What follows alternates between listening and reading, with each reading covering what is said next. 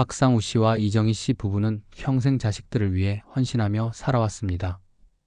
상우 씨는 30년 넘게 중견기업에서 성실히 일하며 가족을 위해 땀 흘렸고, 정희 씨는 가사와 양육을 도맡으며 절약과 희생의 삶을 이어갔습니다.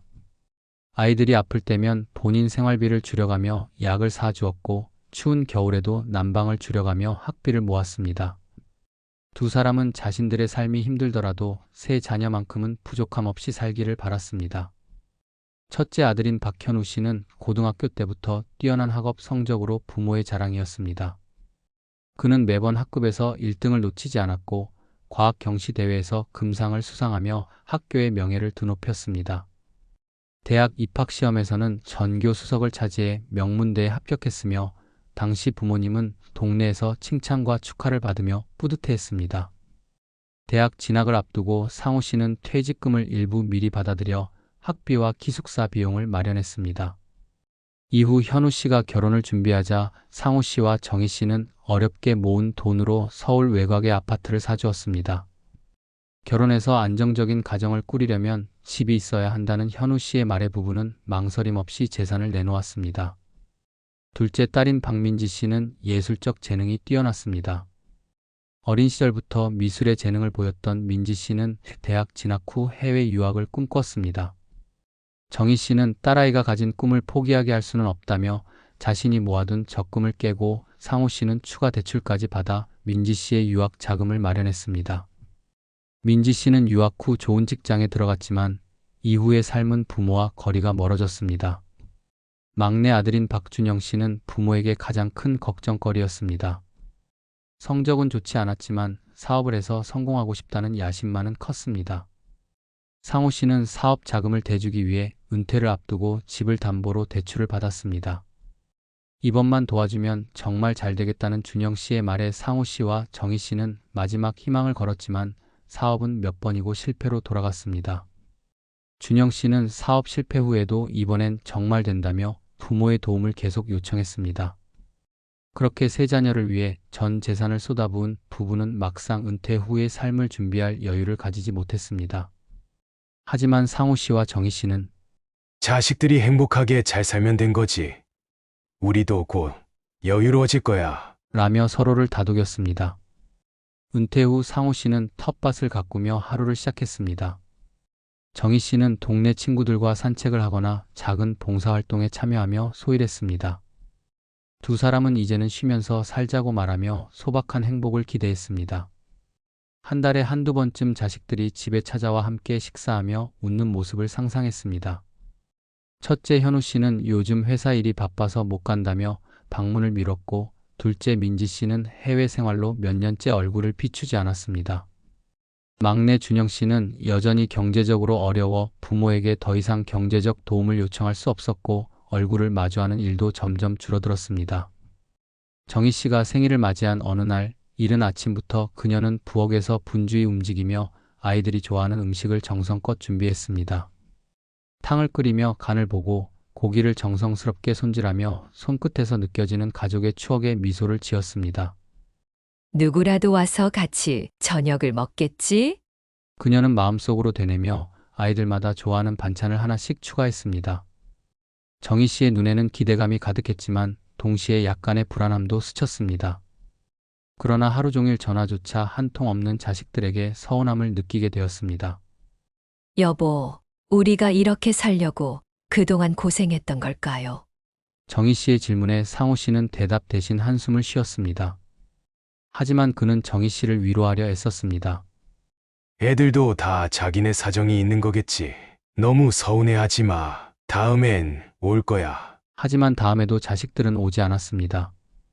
그렇게 부부의 기대는 점차 실망으로 변해갔습니다. 어느 날 현우 씨가 오랜만에 전화를 걸었습니다. 상우 씨는 반가운 마음에 전화를 받았습니다. 현우야, 잘 지내니? 아빠랑 엄마도 너 보러 가고 싶었어. 그러나 현우 씨의 대답은 차갑고 건조했습니다. 아버지, 이번에 회사에서 인사 발령 때문에 정신이 없어요. 새로운 팀원들 교육도 맡게 돼서 요즘 정말 시간이 없어요. 아버지 어머니 뵙는 건 한동안은 힘들 것 같아요. 상우 씨는 섭섭했지만 아들의 바쁜 삶을 이해하려 노력했습니다.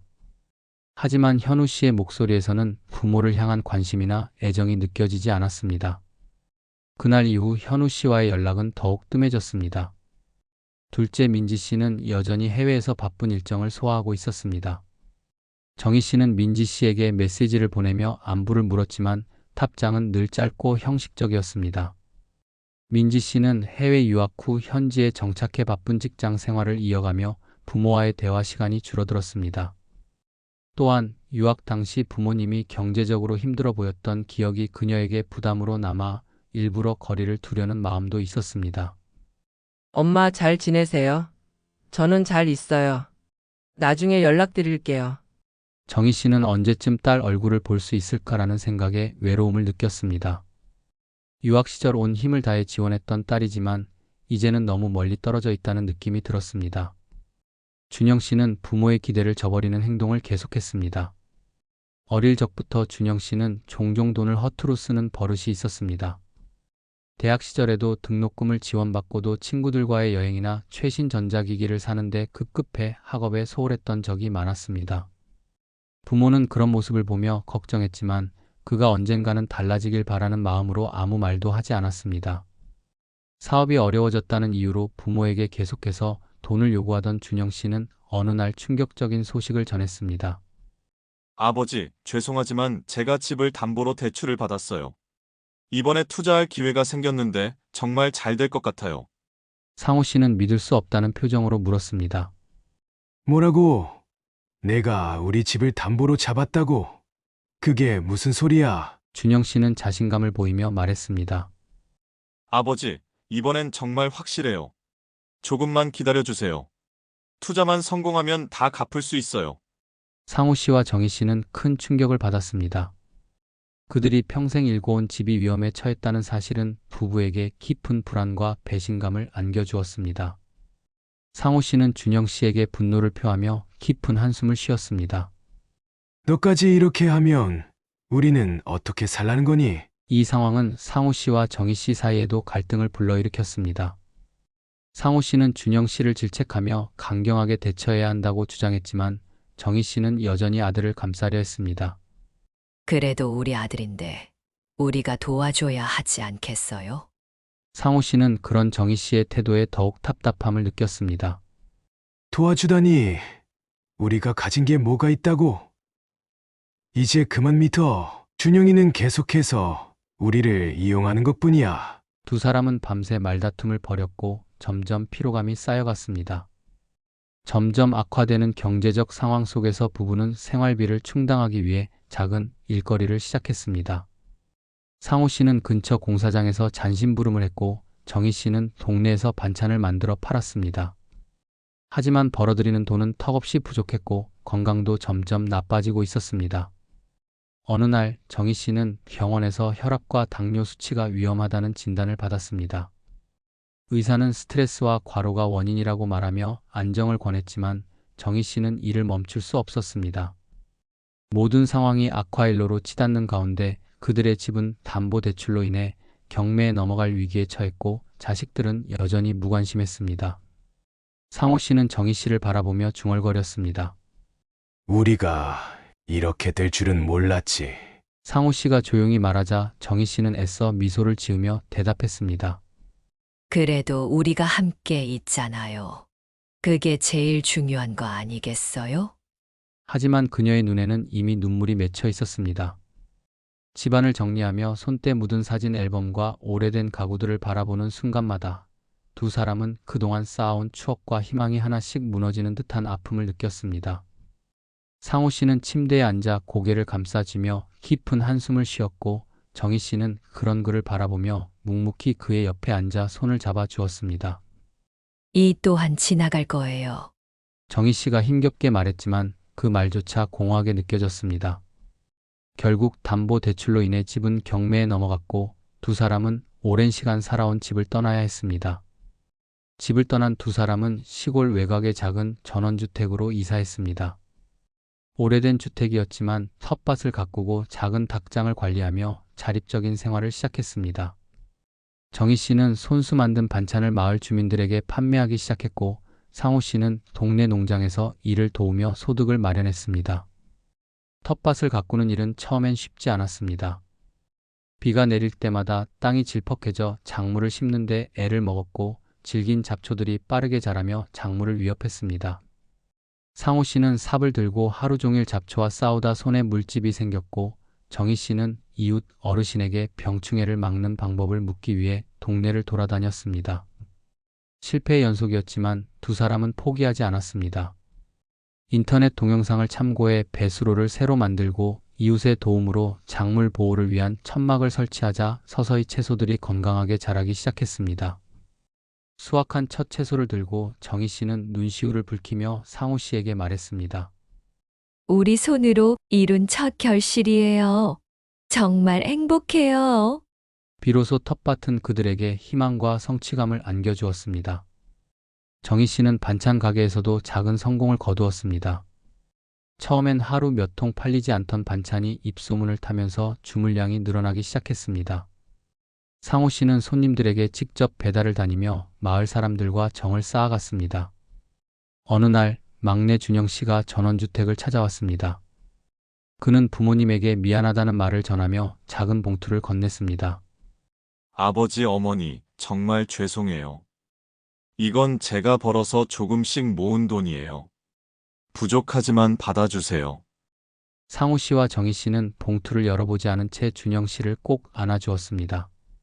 돈이 중요한 게 아니란다. 준영아, 내가 이렇게 마음을 표현해줘서 고맙구나. 그동안 얼마나 힘들었니? 준영 씨는 눈물을 흘리며 고개를 끄덕였습니다.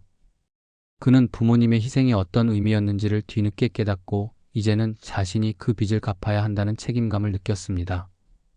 그날 이후 준영 씨는 부모님을 자주 찾아와 텃밭 일을 도왔습니다. 그는 처음엔 간단한 작업부터 시작했습니다. 이렇게 하는 게 맞나요? 라고 물으며 잡초를 뽑거나 작물을 심는 일을 도왔습니다. 시간이 지날수록 준영 씨는 부모님의 일을 더 적극적으로 배우기 시작했고 어느 날에는 새로운 재배 방법을 제안하기도 했습니다. 이웃 어르신께 들었는데 이렇게 하면 작물이 더 잘 자란대요. 라며 부모님과 함께 실험 삼아 시도한 방법이 성공했을 때 준영 씨는 아이처럼 기뻐했습니다. 저녁이 되면 세 사람은 함께 식사를 하며 하루의 이야기를 나눴습니다. 준영 씨는 부모님과의 대화를 통해 자신의 잘못을 돌아보며 점점 더 진정한 가족의 의미를 깨달아갔습니다. 부부는 막내 아들과 함께 저녁 식사를 하며 소박한 행복을 느꼈습니다. 준영 씨는 앞으로도 종종 부모님을 찾아와 돕겠다고 약속했습니다. 정희 씨는 그 약속을 들으며 오랜만에 웃음을 지었습니다. 그날 밤 상우 씨와 정희 씨는 마당에서 별을 보며 조용히 대화를 나눴습니다. 여보, 우리가 많이 잃었지만 그래도 아직 희망은 있는 것 같아요. 그렇지. 우리 손에 남은 건 많지 않지만 이렇게 함께 있다는 게 얼마나 소중한지 깨달았어. 두 사람은 서로를 바라보며 웃었습니다. 그들의 얼굴엔 오랜 시간 잊고 지냈던 평온함이 스며들었습니다. 부부는 작은 성공을 이어갔습니다. 정희 씨의 반찬은 마을 주민들뿐 아니라 근처 도시의 작은 식당에도 납품되기 시작했고 상우 씨는 농장에서 배운 기술로 작물 품질을 높였습니다. 텃밭은 이제 단순히 생계를 위한 도구가 아니라 두 사람의 자부심이 되었습니다.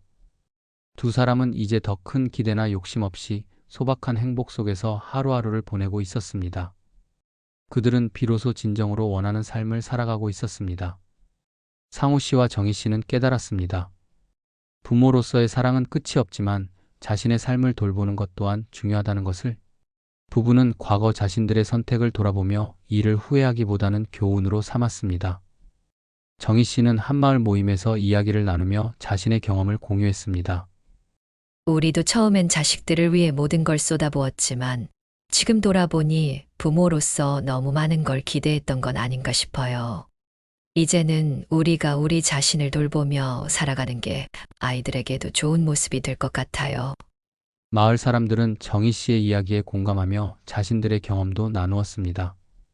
그 대화 속에서 상우 씨와 정희 씨는 자신들만이 겪는 특별한 고난이 아니었음을 깨달았고 마음의 짐을 조금씩 덜어냈습니다. 상우 씨와 정희 씨의 이야기는 단순히 자식들에게 모든 것을 주는 것이 부모의 역할이 아니라는 점을 일깨워줍니다.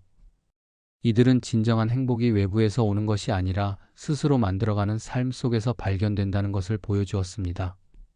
여러분은 여러분 자신을 위해 어떤 선택을 하시겠습니까? 여러분의 생각을 댓글로 적어주세요. 이번 영상이 유익하셨다면 구독과 좋아요 부탁드립니다. 시청해주셔서 감사합니다.